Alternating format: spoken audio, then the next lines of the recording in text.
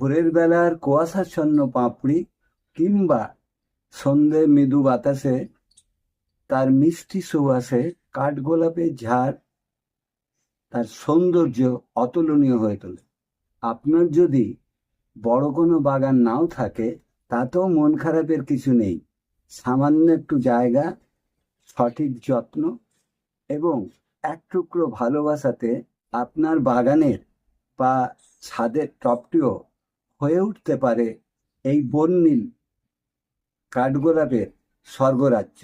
টবেতে কাঠগোলাপের চাষ শুধুমাত্র শখই নয়, এটা কংক্রিটের জঙ্গলে প্রকৃতির এক টুকরো সজীবতাকে বাঁচিয়ে রাখার এক নান্দনিক প্রয়াস। এর জন্য প্রয়োজন হয় সঠিক জাত নির্বাচন, সুষম সার এবং পরিচর্যার মাধ্যমে টবের টকটকে লাল, সাদা, গোলাপি এই কাঠগোলাপ আপনাদের গৃহকোণকে করে তুলতে পারে এক মনোমুগ্ধকর পরিবেশ। চলুন জেনে নিই কিভাবে টবেতে কাঠগোলাপের ফুল বেশি করে পাওয়া যায় এবং এর সঠিক পরিচর্যা কি। নমস্কার, চলো কিছু জানি চ্যানেল থেকে আপনাদের সকলকে আন্তরিক অভিনন্দন ও শুভেচ্ছা জানিয়ে আজকের ভিডিওতে কাঠগোলাপ বা প্লুমেরিয়া গাছ, এই গাছটা অল্প যত্নে খুব সুন্দরভাবে আপনার ছাদ বাগানকে আলোকিত করতে পারে। চলুন ধীরে ধীরে জেনে নেওয়া যায় এই গাছের পরিচর্যা এবং এর ফুল কিভাবে বেশি করে আনা যায়। এটি মেক্সিকো, মধ্য আমেরিকা, ভেনিজুয়েলা ও আমাদের দেশে দক্ষিণ ভারতের ফুল হিসাবে পরিচিত। এই কাঠগোলাপকে বিভিন্ন নামে ডাকা হয়, যেমন গোলাচি, গোলাইচ, গোলক চাঁপা, চালতা গোলাপ, গরুর চাঁপা ইত্যাদি। কাঠগোলাপ গাছের বেশি করে ফুল পেতে হলে প্রধান শর্ত হলো সঠিক পরিমাণে রোদ, গাছের বৃদ্ধি অনুযায়ী পরিমাণ মতন সার এবং পরিমিত জল। এই গাছটা মূলত খাদ্য হিসাবে ফসফরাস জাতীয় খাবার বেশি পছন্দ করে, তাই এই গাছটা থেকে বেশি পরিমাণ ফুল পেতে হলে নাইট্রোজেনের সারের মাত্রাটাকে কম রাখতে হবে এবং ফসফরাস সাথে পটাশিয়াম জাতীয় সারের মাত্রাটাকে বাড়াতে হবে। যদি নাইট্রোজেন জাতীয় সারের মাত্রা সর্বসময় বেশি দিতে থাকেন, তাহলে দেখা যাবে এই গাছটা বৃদ্ধির দিকেই মন দেবে, ফুল সহজে আসবে না। কাজেই আমাদের সবসময় খেয়াল রাখতে হবে এই গাছটায় নাইট্রোজেন সারের মাত্রা যেন কোনো মতেই বেশি না হয়ে যায়। প্রথমে আসা যাক এই গাছের মাটি কিভাবে তৈরি করতে হবে। এই গাছের মাটি এমনভাবে তৈরি করতে হবে যেন মাটিটা ঝুরঝুরে থাকে। আর এই ঝুরঝুরে মাটি তৈরি করতে হলে বেলে দোআঁশ মাটি, তার সঙ্গে গাছের সুষম খাবারের জন্য ভার্মিকম্পোস্ট বা পুরনো গোবর পচা সার আর কিছু বালি দরকার। এই 3-4টে জিনিস ভালোভাবে মিশ্রণ করে গাছটাকে রোপণ করতে হবে। যেহেতু এই গাছটা জল কম পছন্দ করে, সবসময় শুষ্ক অবস্থায় থাকতে ভালোবাসে, তাই এর মাটির ধরনটা ঠিক এইভাবেই তৈরি করতে হবে বা মাটির মিডিয়াটা ঠিক এইভাবেই তৈরি করতে হবে যাতে কোনো মতেই কন্টেনারের মধ্যে জল না জমে থাকে। যদি অতিরিক্ত জল জমে থাকে তাহলে এই গাছের শেকড় পচে যাবে এবং তার থেকে ছত্রাকের সৃষ্টি হবে। যেহেতু কাণ্ড এবং পাতা রসালো টাইপের, তাই জন্য এই গাছেতে ছত্রাকের আবির্ভাব বেশি ঘটে থাকে। তাই এই গাছটার পরিচর্যার প্রথম ধাপই হলো এমন কন্টেনারে বসাতে হবে যেখানে জলনিকাশি ব্যবস্থা ভালো থাকে। জল দেওয়া মাত্রই যেন টবের বা কন্টেনারের ছিদ্রের নিচে দিয়ে জল সহজে বেরিয়ে যেতে পারে। মাটি তৈরির জন্য প্রয়োজন লাগে আপনার 60 ভাগ দোআঁশ মাটি আর 30 ভাগ যে কোনো ধরনের কম্পোস্ট। ভার্মি কম্পোস্ট হতে পারে বা পুরনো গোবর সার হতে পারে। ভার্মি কম্পোস্টে নিন বা পুরনো গোবর সারে নিন, 30% নেবেন। তার সঙ্গে বিল্ডিং তৈরির লাল মোটা দানার বালি 10% মিশিয়ে মাটিটা তৈরি করতে হবে, মিডিয়াটাকে তৈরি করতে হবে। এই গাছেতে বেশি পরিমাণ ফুল পেতে সঠিক পরিমাণ ও নির্দিষ্ট কিছু সার আপনাকে প্রয়োগ করতে হবে, যেমন নাইট্রোজেনযুক্ত সার, ইউরিয়া বা কম্পোস্ট সারের পরিমাণটাকে কমাতে হবে। এই নাইট্রোজেন সারটা কমিয়ে তার জায়গাতে পটাশিয়াম এবং ফসফরাস জাতীয় সারকে বৃদ্ধি করতে হবে। ফসফরাসের জন্য যেমন হাড়ের গুঁড়ো, সিঙ্গেল সুপার ফসফেট বা এসএসপি অথবা ট্রিপল সুপার ফসফেট টিএসপি সার, এই সারটাকে নিয়মিত প্রয়োগ করতে হবে। ফুল আসার মরশুমে 10 থেকে 15 দিন অন্তর যে কোনো ধরনের তরল জৈব সার ব্যবহার করবেন। আর যখন কুঁড়ি আসবে করছে সেই সময় আপনাদের ব্যবহার করতে হবে এনপিকে 05234। আর যখন ফুল দেখবেন এসে গেছে তখন খাবারটাকে আবার পরিবর্তন করতে হবে, মানে তখন ফসফরাসের মাত্রাটার আর অত প্রয়োজন নেই, আর নাইট্রোজেন তো দেবেনই না। ফুল এসে গেলে পরে আপনাকে পটাশিয়ামের মাত্রা বাড়াতে হবে বা পটাশিয়াম সারই প্রয়োগ করতে হবে। তখন আপনাকে এমওপি, মিউরেটিক অফ পটাশিয়াম, যেটাকে লাল পটাশ হিসেবে আমরা জানি, এই পটাশটা ব্যবহার করতে পারেন, বা এসওপি, সালফেট অফ পটাশিয়াম, সাদা পটাশ, যেটা 0050 নামে পরিচিত। মানে নাইট্রোজেনও শূন্য থাকবে, ফসফরাসও শূন্য থাকবে এবং পটাশিয়াম 52% থাকবে।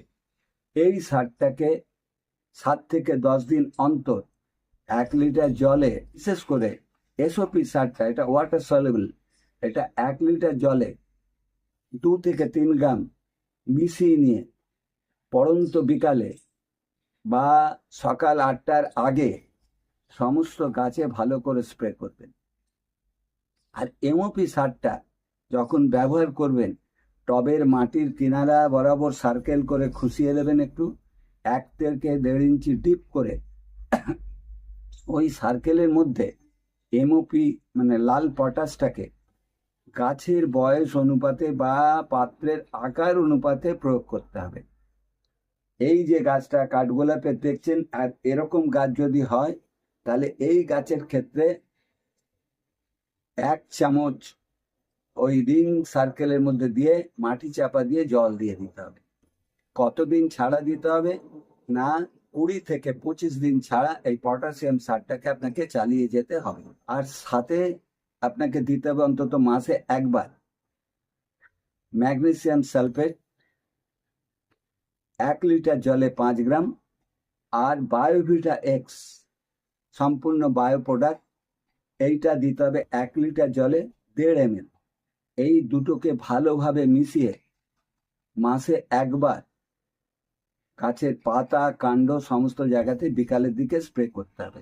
শুধু এই গাছগুলো নয়, বাগানে যে কোনো ফুল ফল গাছকে ভালো রাখতে গেলে তার পাতা ঝকঝকে মানে সবুজ চকচকে রাখতে, গ্লসিনেস বাড়াতে এবং গাছকে সুন্দর গঠন তৈরি করতে এই মিশ্রণটা অতি অবশ্যই আপনারা ব্যবহার করবেন। ফুল দেওয়া শেষ হয়ে গেলে বা শীতের শেষের দিকে এই কাঠগোলাপ গাছের ডগাগুলোকে প্রুন করতে হবে, মানে হালকা করে কেটে ছেটে দিতে হবে। এই ডগাগুলো যখন হালকা করে ছেঁটে দেবেন, এখান থেকে ব্রাঞ্চ বেরোবে, আর কাঠগোলাপের ফুলের থোকাটা তৈরি হয় একেবারে শীর্ষের যে কাণ্ডের ডগা, সেখান থেকেই এর কুঁড়ির সৃষ্টি হয়। কাজেই অতি অবশ্যই যখনই আপনার ফুল দেওয়া শেষ হয়ে যাবে আর শীতের শেষের দিকে একে হালকা করে কাটাই ছাটাই করতে হবে। শীতকালটায় এই গাছটা সুপ্ত অবস্থায় থাকে, মানে এদের ডরমেন্সি পিরিয়ড চলে।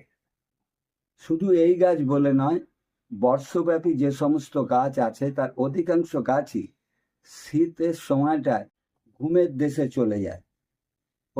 ওই সময়টা ওদের ডরমেন্সি পিরিয়ড। এই ডরমেন্সি পিরিয়ডে কোনো মতেই গাছে খাবার দেওয়া যাবে না। এই সময় শুধুমাত্র গাছটাকে বাঁচিয়ে রাখার জন্যে অল্প পরিমাণ জল দিয়ে যেতে হবে। এরকম পর্যায়ে শীতটা যখন শেষ হবে মানে যখন বসন্তের হাওয়া শুরু হবে তখনই দেখতে পাবেন গাছের শাখা পোশাখা বেরোচ্ছে এবং কাণ্ডের অগ্রভাগে ফুলের কড়ি সৃষ্টি হবে। এই গাছটা যেহেতু রোদ খুব ভালো পছন্দ করে, তাই এই গাছটাকে এমন জায়গায় রাখতে হবে দিনে অন্ততপক্ষে 6 থেকে 7 ঘন্টা পর্যাপ্ত রোদ্দুর যেন এতে লাগে। আর যদি পর্যাপ্ত রোদ্দুর না পায়, ছায়াযুক্ত জায়গাতে বা যেখানে কম সূর্যের আলো আসে, সেক্ষেত্রে কিন্তু এই গাছের গ্রোথ হবে না আর ফুলের পরিমাণও কমে যাবে। যেহেতু এই গাছটায় ছত্রাকের আক্রমণ হয়, কেন না এর কাণ্ড এবং পাতাগুলো রসালো থাকে, যার জন্যে এই গাছটায় রোগ পোকামাকড় তেমন হয় না, ছত্রাকের উপদ্রব হয়। সময় সময় আপনাকে ছত্রাকনাশক একটা ব্যবহার করতে হবে। এই পাতার অগ্রভাগটা কালো হতে শুরু করে, এটা ছত্রাক। আর এর যে কাণ্ডর ডগা, এইখানটা কালো হয়ে পচে যায়, যার জন্যে একে নিয়মিতভাবে যে কোনো ধরনের ভালো একটা ছত্রাকনাশক ব্যবহার করতে হবে। সেটা ফাঙ্গিসাইডও ব্যবহার করতে পারেন, প্যাবিস্টিন ব্যবহার করতে পারেন, রেডোমিল গোল্ড ব্যবহার করতে পারেন, আপনার ব্লাইটক্স ব্যবহার করতে পারেন। এটাকে আপনাকে নিয়মিতভাবে ব্যবহার করতে হবে এই ছত্রাকের হাত থেকে বাঁচাবার জন্য। আর বিশেষ করে যখন বর্ষাকাল, বৃষ্টি হয়ে যাওয়ার পরে যখন আকাশটা পরিষ্কার হবে, বৃষ্টি পড়বে না, সেই সময় অতি অবশ্যই এই ছত্রাকনাশক প্রয়োগ করতে হবে।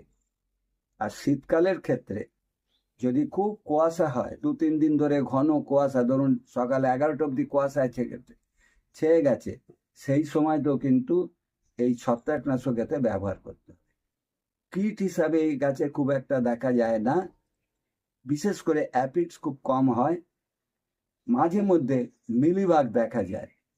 তো এই মিলিবাগ দমনের জন্যে এর আগে আমি বহু ভিডিও করেছি কিভাবে মিলিবাগকে নিয়ন্ত্রণে আনা যায়, ঘরোয়া জৈবভাবে বা রাসায়নিকভাবে। আপনারা প্রয়োজন মনে করলে পরে আমার প্লে লিস্টে গিয়ে সেই ভিডিওগুলো দেখে নিতে পারেন, সেইভাবে মিলিবাগের দমন করবেন। আজকে যে টিপসগুলো নিয়ে আলোচনা করলাম, এই টিপসগুলো যদি আপনারা ফলো করতে পারেন, তাহলে আমি কথা দিচ্ছি আপনাদের ছাদ বাগানের গাছে তো পর্যাপ্ত পরিমাণে এই কাঠগোলাপ বা কাঁঠালি চাপা ফুল আপনারা অনায়াসেই আপনাদের টবেতে ভরিয়ে তুলতে পারবেন। এটা একটা সৌন্দর্যময় ফুল, শুধু সৌন্দর্যই নয়, এর গন্ধ খুব সুন্দর গন্ধ। বিশেষ করে সন্ধেবেলায় যদি দক্ষিণে হাওয়া শুরু হয়, তাহলে পুরো বাড়িটা এর গন্ধে মুখর হয়ে ওঠে। এই ভিডিওটা সম্পূর্ণ দেখার পর যদি মনে হয় এই ভিডিওটা একটা ইনফরমেটিভ ভিডিও হয়েছে, তাহলে লাইক করবেন, কমেন্ট থাকলে কমেন্ট করবেন, আমি আমার সাধ্য মতন উত্তর দেওয়ার চেষ্টা করব। আর যদি সম্ভব হয়, যারা বাগান প্রিয় মানুষ আছেন বা ছাদ বাগান ভালোবাসেন, এরকম মানুষজনের কাছে ভিডিওটা একটু বেশি করে শেয়ার করে তাদেরকেও একটু দেখার সুযোগ করে দেবেন। যারা চ্যানেলে নতুন এসেছেন কিন্তু এখনো চ্যানেলটাকে সাবস্ক্রাইব করে উঠতে পারেননি, তাদেরকে অনুরোধ করব ছাদ বাগানের ওপরে বা কৃষি সংক্রান্ত বিষয়ের ওপরে এরকম নতুন নতুন ভিডিও যদি আপডেট পেতে চান, তাহলে চ্যানেলটাকে সাবস্ক্রাইব করে পাশে থাকা বেল ঘন্টাটা পুশ করে নোটিফিকেশনটাকে অল করে রাখুন। কারণ এই ধরনের ভিডিও যখনই আমি আপলোড করব, তখন খুব সহজেই আপনাদের কাছে পৌঁছে যাবে। আজকের মতন আমি আমার ভিডিও এইখানেই শেষ করছি। আবার আপনাদের সঙ্গে দেখা হবে খুব শিগগিরই অন্য ধরনের কোনো নতুন ভিডিওর সাথে। ততদিনে আপনারা খুব ভালো থাকুন, সুস্থ থাকুন। ধন্যবাদ।